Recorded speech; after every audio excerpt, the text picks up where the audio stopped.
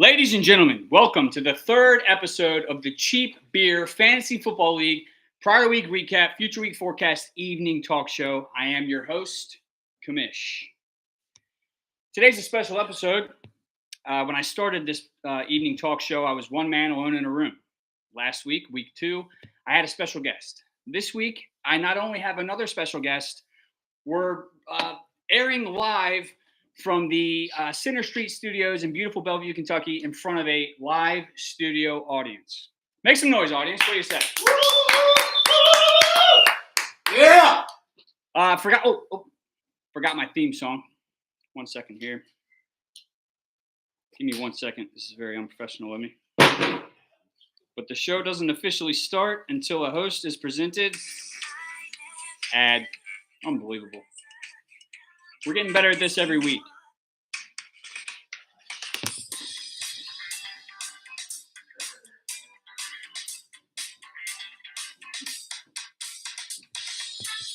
All right, that's the theme song. Now we can get right into it. Let's discuss week 10. Let's do our prior week recap. It's the way we start this show every week. Last week, a big week. I'm going to start off by presenting the best player of the week. That was Mr. Zach Patton. Z-Pat put up a score of 144.72, not too shabby. It was our highest margin of victory last week. He beat Nate Dogg, who put up 102.56. Z-Pat was led by CD Lamb, put up 37 points. And Nate, although he didn't win, he had a decent showing from his quarterback, Geno Smith of the Seattle Seahawks, put up 27.06 points, not too shabby. Let's move on to our second largest margin of victory. Myself, Tanner, I defeated Bode. Now, that was what we called the Stupor Bowl, otherwise known as the Stupid Bowl, and Bode lost, which means Bode is now in sole possession of last place. Despite the fact he is our reigning champion, I'll give him respect for that. He's currently sitting at the bottom of the barrel. I beat Bode 126.94. Bode put up 106.94 for a margin of victory of an even 20 points. Put up a 20-piece on his bitch ass. I was led by George Kittle, scored 22.1 points.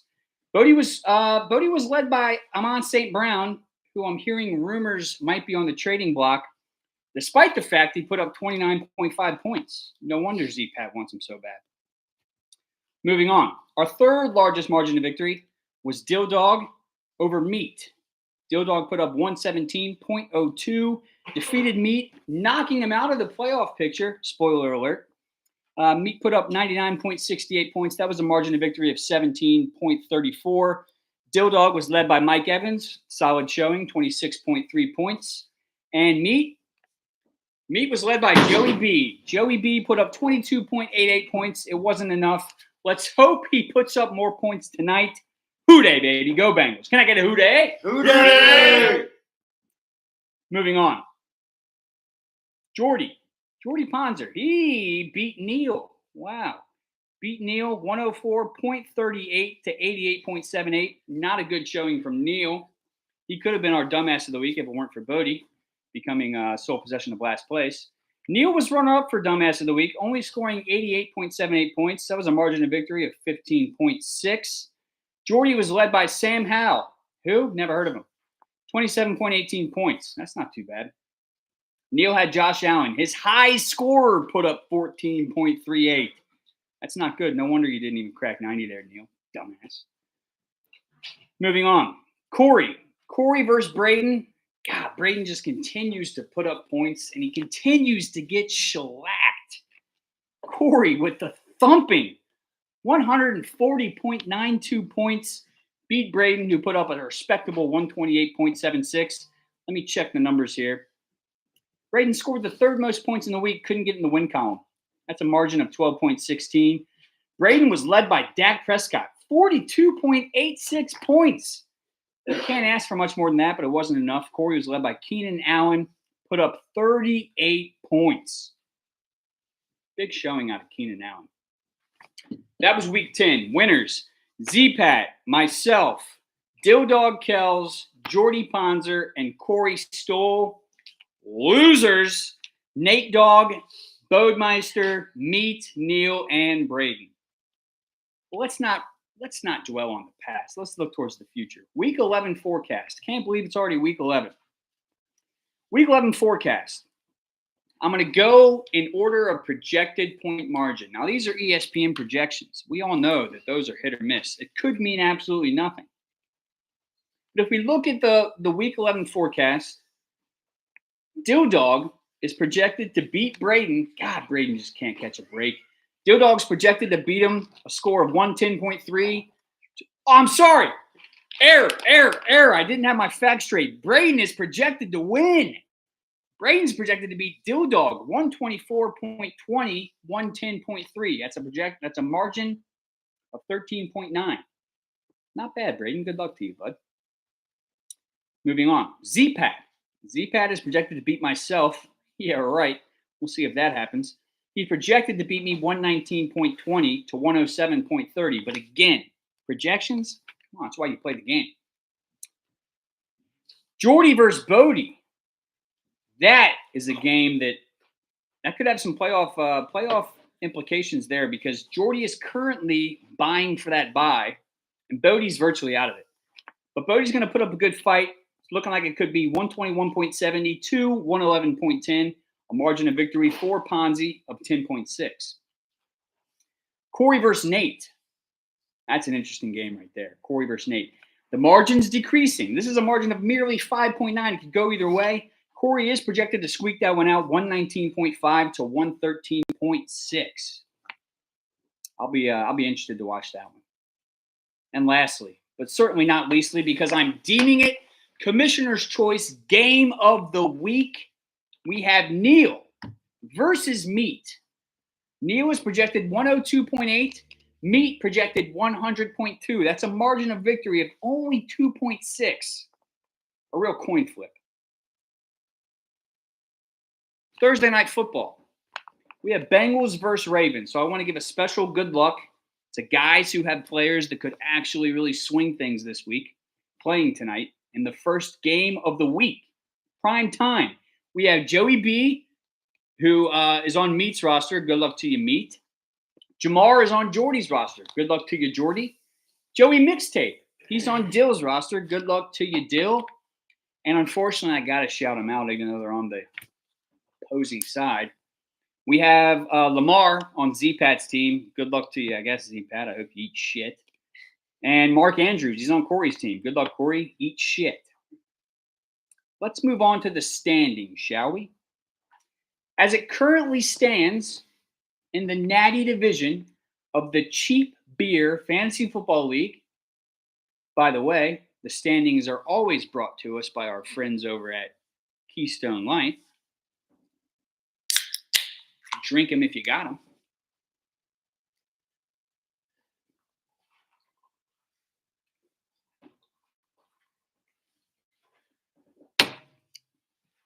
God, it's a good beer. Standings of the Cheap Beer Fantasy Football League brought to you by Keystone Light. In the Natty division, moving up one spot, taking top dog of the Natty division, we have Corey with a record of 7-3. Corey's playoff percentages. Playoffs? Corey's playoff percentage is 99%. Doesn't get much better than that. Also moving up the standings, Z-Pat. Also a record of 7-3. Playoffs? Playoff percentages of 99%. Two guys sitting at almost guaranteed locks. Corey and Z-Pat, 99%. Job well done, boys. If people are moving up, that means someone's moving down. And unfortunately for Nate, that is him. Nate takes the third spot this week in the Natty division with a record of 6-4. But don't worry, Nate. You still have a 95% chance of making the playoffs. I moved up. I'll drink to that. I moved up one spot in the Natty division with a record of 3-7. I'm now sitting fourth in Natty. And just as I predicted, I beat Bode. I doubled my playoff percentages. I'm now sitting at a 4% chance to make the playoffs. Don't let me get hot, boys. And Bode, our reigning champ, everything to smile about last year. Nothing to smile about this year. With a record of 2-8, Bode is at 5th place in the Natty division with a playoff percentage chance of a measly 1%. Stick a fork in him. He's done. But 1% is not zero, so who knows? He could go on a hot streak and sneak his way in there, but highly unlikely. Let's move over to Natty. That was Natty. Let's move over to Keystone. The Keystone Division. Atop the Keystone Division, you love to hate him. It's Jordy Ponzer. He moves up one spot with a record of 6-4. Jordy sits atop the Keystone Division. He's got a playoff percent likeliness of 90%. Neil moved down one spot. Jordy took the top spot. Neil slides into number 2, also 6-4. He's looking at a playoff percentage of 78%. Still not bad. Dill Dog with a little movement in the standings. Dill Dog moves up one spot. And even 5-5, he's looking at a 71% chance to make the playoffs. Meat slides down, slides into 4th place in the Keystone Division. Also a record of 5-5. A lot of wins in the Keystone Division. A lot of wins. Not too many bad records there. Meat slides down one spot. He's in 4th. Sitting at 5-5. 43% chance to make the playoffs. And Braden, he didn't slide up. He didn't slide down. He stayed right at the bottom of the ladder. Still sitting in 5th. We have Braden, a record of 3-7, and a measly 20% chance to make the playoffs. Despite that team he drafted, McCaffrey and Jefferson, I can't explain it. Let's look at some quick stats. Most points scored, Corey, 123.5 points per week. Very impressive. Most points allowed, Braden continues to get his dick kicked in. 125.9 points per week. Unbelievable. Least points scored, that goes to Meat. He's not even cracking 100 on average. He's averaging 97.9 points per week. Unbelievable. And least points allowed, maybe it's why he's atop the Natty division. Corey, he's giving up just 97 points per week. What a defensive performance by Corey. I'm going to introduce this into the show. Longest active win streak. That goes to Z-Pat. Z-Pat's won 5 in a row. He's on absolute fire. The kid's taking over this league. 5 wins in a row for Z-Pat. Longest active losing streak. If someone's winning, someone's losing. And that someone is Braden. He's lost 6 games in a row. Unbelievable. 6 games in a row. Unbelievable. That means if I do the math here, he must have started out 3-1. He had to be feeling good about himself. He's now lost 6 in a row. 3-7, bottom of the barrel in the Keystone Division. Best of luck to you, Braden. Let's do a quick projection of the playoffs as it currently stands after 10 weeks. Corey is looking like he could be our potential 1 seed, earn that bye. The 2 seed, if it were to end tomorrow, would go to Jordy. He'd also get a bye. Our 3-6 matchup would be Z-Pat versus Dill Dog. 3 going to Z-Pat, 6 going to Dill Dog. And our 4-5 seed matchup, my favorite matchup of the playoffs, would pit Nate versus Neil. Battle of the ends. I like that. I really like that. All right. That does it for the prior week recap, the future week forecast, the stats update, the standings update, the playoff projections.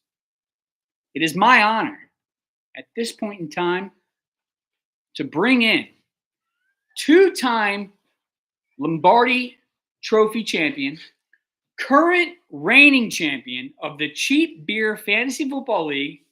You know him. Your mom knows him. His wife's pregnant. Matt Bode. Matt Bode. How are you, buddy? How's it going? Thanks for joining me, dude. Thanks for joining me. Well, Tanner, I would say it's great to be here, but this place is a shithole. Wow. The Center Street Studios, you're going to call it a shithole like that, huh? Yeah. Have you been here? I live here. All right, buddy. I don't like the start we got off to there. I feel like you're dodging me there. But Well, Tanner, honesty is pretty hard sometimes. All right, touche. Bode, I got some questions for you here if you wouldn't mind answering them. Absolutely. Bring them on. Rapid fire. Okay. First, let's take a sip of beer.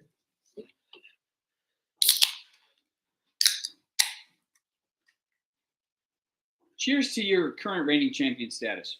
That doesn't go lost on me. That's a big accomplishment. Oh, thank you. Now's the time, by the way. If anyone watching has any questions for our reigning champ, our guest, the BODEMEISTER, please let them come into the chat and I'll ask them. But my first question is this, Bode. Your wife is pregnant. Yes.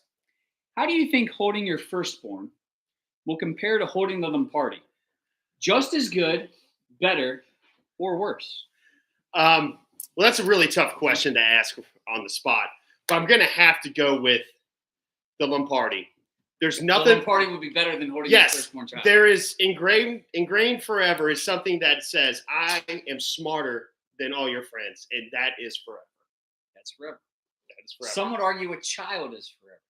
Well, there's one thing certain in life, or two things, and that's taxes and death. So, very morbid way to talk about your soon-to-be child. Once again, but there you have it, folks. It's honesty. I respect that. He prioritizes the Lomparty over his unborn child. You can't make this up. This is what you get from live television. Speaking of the Lomparty, folks, we have a special moment here.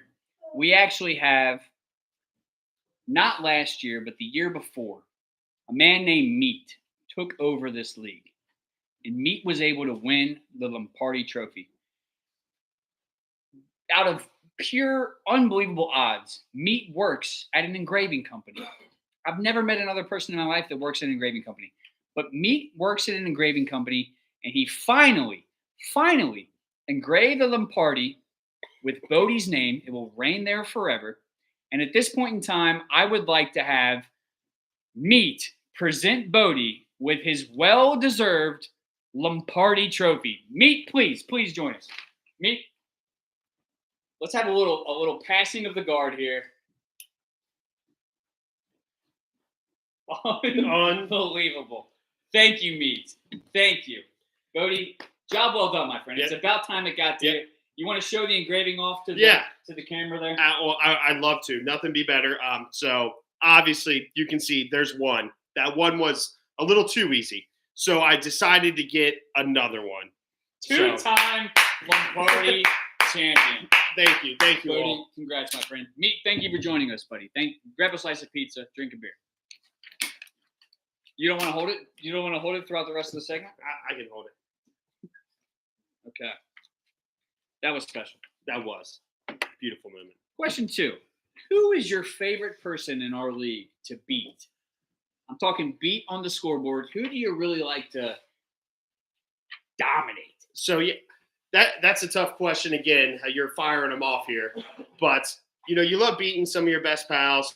But the funnest to beat is obviously their name has to be on this trophy because they're proven winners. I don't want to beat a bunch of losers like everybody else. Interesting. So my favorite person to beat is Mr. GM Jordan Ponzer. He's on here twice.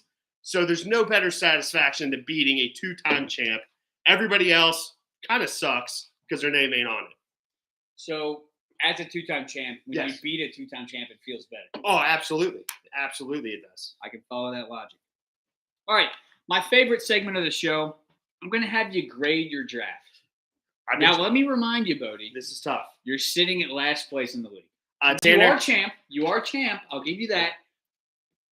But currently, you're in last place. Yes, Tanner. I've heard you say that a few times on this show. So I expect some pretty low grades because you have to be honest. Let's be honest. As I've preached so far this segment, I'm an honest person. In round 1, you took Saquon Barkley. After 10 weeks, he's running back 26. How do you rank that pick? I would probably rank that F. They don't give out F minuses, so it's just a hard F. Hard F. I would agree. I think that's an F. In round 2, you took Amon-Ra St. Brown. He's currently sitting after 10 weeks wide receiver 7. You got him in the second round. How do you grade that draft pick? Well, that one I put on my thinking cap for that one, and I would give that a solid A. Wish I could give it an A+, but you got to be top 5 to be an A+. I would agree. I think I'd give that an A too. Third round, you took T. Higgins. Now, before you answer, let me tell you, he's wide receiver 56. Now, in any way, shape, or form, was that a little bit of a homer pick? Do you like having a Bengal on your roster, someone to cheer for on Sundays? It is the best to have a homer on your team, but that's probably a solid D. You give that a D. Yes. T, you give T the D. What you're saying on live television, you would give T the D. I have to give T the D. All right. I'd probably give it a C minus. Well, I appreciate that. Don't appreciate it. You're in the last fucking place. Moving on. Speaking of just real head scratchers. Round 4, you took Damian Pierce. Now, can you tell me what team he plays for? Plays for the Texans. Damian Pierce, running back 46. You took him in round 4. How do you feel about that one? Another one. That's probably a hard F. Hard F. I would agree. I would agree. So we're looking at an F, an A, a D, and an F. That'll fail you out of preschool, I'll tell you that. Round 5. Round 5, you took Cam Akers. Now, do you want to know how he's doing? After 10 weeks, he's running back 55. There's only 32 teams in the league, so that means he's maybe worse than some high school running backs. Yeah. So how would you grade that Cam Akers in round 5? So that would probably be a W. So a W is a withdrawal. That's what they do in college when you're failing so bad. So to save your GPA, you do a W. That's what I did. I dropped him. He had to move teams. Pretty embarrassing. You give him a W. Yeah. Worse than an F. Yes. As bad as you could possibly do. Yeah. I would agree. That's a horrific pick. Horrific pick. We have a question here from Kim Patton.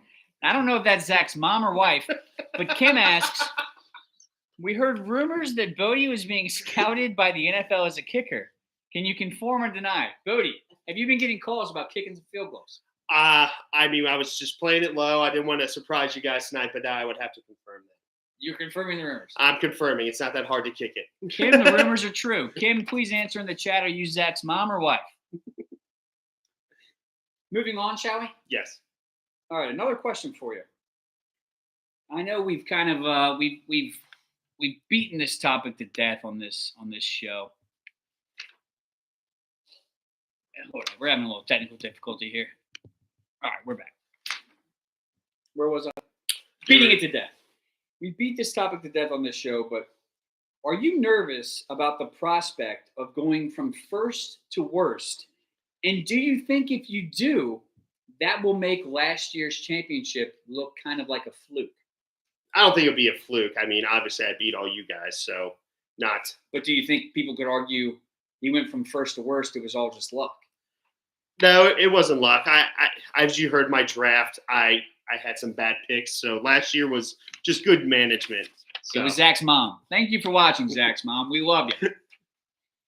Good management last year, but are you nervous about the ego blow that comes with going from first to worst? Absolutely not, because as has been stated, I have held this trophy twice. Tanner, if you could answer for the crowd, the last time you held this was when you bought it with your own money and nobody paid you for it. Correct. So I do a lot for this league. Yeah, but not enough to win it. I do a lot for this league. Moving on. Bode, as a man with a gambling problem, how do you feel about our $50 buy-in? Do you think that's enough, not enough, or too much? Oh, it's not enough. I mean, I work at the pizza business. I got to sell a few more pies, but let's up it. What do you want to up it to? Oh, at least triple digits. So you think $100 would really keep interest throughout the rest of the year? Yeah, nothing's better than watching your friends come completely unhinged over losing a lot of money. So you think that bumping the buy-in up to maybe $100 would keep people more engaged, more waivers, more trades? Yes, and more meltdowns. More meltdowns. Yes. All right, boys, you heard it here first. Next year, we're going to hold a vote. We might be bumping up that buy-in. So save your shekels, boys. Save your fucking shekels. Next question, shall we? Yeah, absolutely. As reigning champ, this holds a lot of weight. Yes. Who would you deem to be this year's favorite to etch their name on the Lomparty trophy? So, and be honest. You can't say it yourself because if I could remind you, you have a playoff chance of 1%. Yeah, it's probably not going to be me, but I passed preschool, and 1 is still better than 0, so there's still a chance. There's a chance. But I really like Nate's chances. You like Nate's chances? I like Nate's chances. He's a high scorer. He has Cooper Kupp. Hopefully Matt Stafford comes back. You don't want Carson Wentz throwing. He's currently projected to be our 4 seed. ESPN does a lot of things great, but projections is definitely not one of them. So you think Nate has a real good chance of being on that trophy next year? I do. Corey has a great record, but the points just simply don't support it. No matter who wins, would you do us the honor of handing it over? Yes, I will hand over the trophy 1 year from today. 1 year from today. So week 10, 11. That sounds good. Shall we ask our next question? Fire away, sir. As commissioner, I hear a lot of feedback from folks, both positive and negative. Mm-hmm. Overwhelmingly positive reviews as far as drafting on the houseboat. Yes. As family heir to that houseboat, what do you think the odds are that we could draft there again next year? So, as far as availability, that's 100%. I can make it work. It's just whether we just keep popping out kids in this fantasy league. There are a lot of kids. Yeah. Shout out to those kids. Yeah. Shout out. Almost as good as the Lomparty as you would put it. Yeah. Shout out to myself. My wife's pregnant. Zach Patton is pregnant. And, of course, Bebop is pregnant. Bebop. Shout out Bebop. Shout out Nikki. Shout out that cute kid. I haven't seen him or her, but I assume she'll be cute. Or he'll. I have one more question for you. What do you think would be a good punishment for next year's loser? I really want to incorporate the winner gets a trophy. Yes. I want the loser to get something miserable. Yeah, that's tough considering how bad I'm doing. So I would like my friends to have mercy on me. Well, let me just say, whatever it is, we'd incorporate it next year. Okay. You wouldn't be subject to it because we didn't have anything set in stone. Yeah, that's good. So I think we should I like the idea of drafting from the bathroom of the shittiest bar we can find. Probably Strauss House. I've taken a shit in there. It's pretty bad. Oh, it is bad. Yeah. Bode, that's all I had for you. I want to say one more time, God, do I appreciate you coming and being a guest on this talk show. It's an honor to have you. Thank you. Congrats again on the Lomparty trophy. Thank you. It came to you too late, but it came to you just in time. Ladies and gentlemen, how about one more time for our guest, reigning Lomparty champion, Matt Bode. Thank you. All right, I appreciate it. You betcha, buddy. You betcha. Ladies and gents, that's all I have for this episode. Please feel free to tune in next week. Oh, whoa. Bode, come on back out. Bode, are you back there? Yeah, come on over. I'm back here. We have one more question from the chat. Via Jared Gaylor, Dylan has asked the question, is your and now this is from Dylan. I can't be held to this. This must have snuck through quality control. Bode, is your hog as large as everyone has said?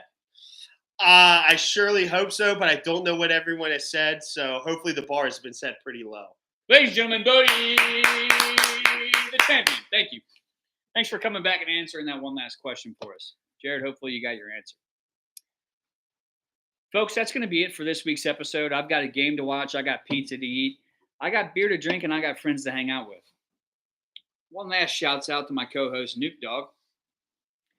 And I just want to say it's a pleasure to be your commissioner. I have big things in store for this evening talk show, which I can't wait to share with you once the emails are answered and the college students are put to work. But a little spoiler there. But again, I want to thank you all for being a part of this league. Thank you for making this league what it is, which is the most important thing in my life. Oh, my God, we have an audience member. We have an audience. Get him out of here. Security. Hi, Mom. Again, you guys are the reason this league is what it is. Well, I guess I'm the reason, but you guys do help. So I want to thank you all very much. We got football to watch Thursday night. Your hometown Cincinnati Bengals taking on the shitbirds from Baltimore. I got a projection. I got a weird feeling it's going to be 42-0. Don't hold me to that, but I got a weird feeling 42-0 Bengals. Hooday. This is the commish signing off. This has been episode 3 of the Cheap Beer Fantasy Football League prior week recap, future week forecast, evening talk show. It's been a pleasure. I'll see you next week. And as always, eat shit, Nimrods.